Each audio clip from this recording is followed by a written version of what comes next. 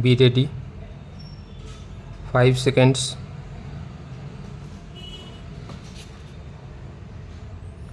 Start. The Law Commission received a reference from the Ministry of Home Affairs, Government of India, via letter dated 29th March 2016, addressed to the Department of Legal Affairs, Ministry of Law and Justice, with a copy to the Law Commission of India for a study of the usages of the provision of Section 124A of the Indian Penal Code and suggest amendments if any. The said letter also mentioned that since the Law Commission is already undertaking a comprehensive review of the criminal laws, it may also look into the issues relating to Section 124A of the IPC during the course of such review.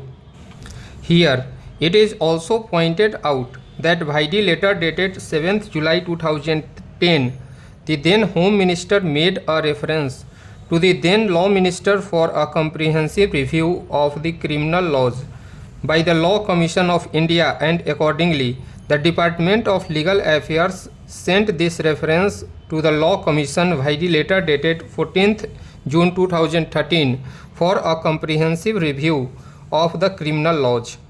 As far as the comprehensive review of the criminal laws is concerned, it is pertinent to note that the 21st Law Commission started working on this project in piecemeal and submitted 6 reports, namely report numbers 264, 267, 268, 271, 273 and 277, covering various aspects relating to the criminal justice system. The 22nd Law Commission, in its first meeting held on 17th January 2023, discussed this issue of the usage of the law of sedition and was of the considered view that it requires a detailed examination, keeping in mind the various developments in the recent past. In this regard, the Commission requested the Ministry of Home Affairs by the letter dated 16th January 2023 to furnish their comments. Reminder letters were issued issued by the Commission. However, looking into the urgency of the matter, the Commission has discussed this issue with various stakeholders and scholars and made a detailed research on the subject matter, thus finalizing this report. The origin of the law on sedition can be traced back to the English law.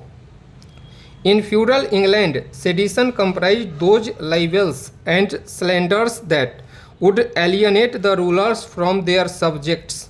Traditionally, the legal elements of sedition were obscure and thus failed to provide a precise definition.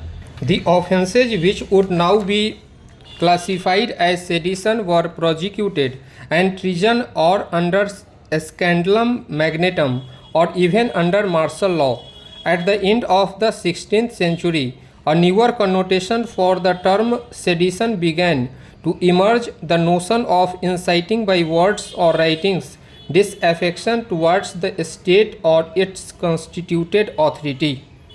This secondary definition gave rise to an understanding of sedition as being distinct from treason and not necessarily entailing direct involvement in violent actions, but rather serving as potential triggers for such acts.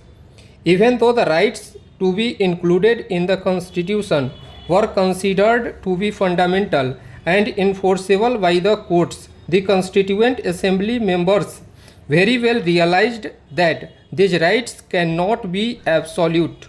Stop.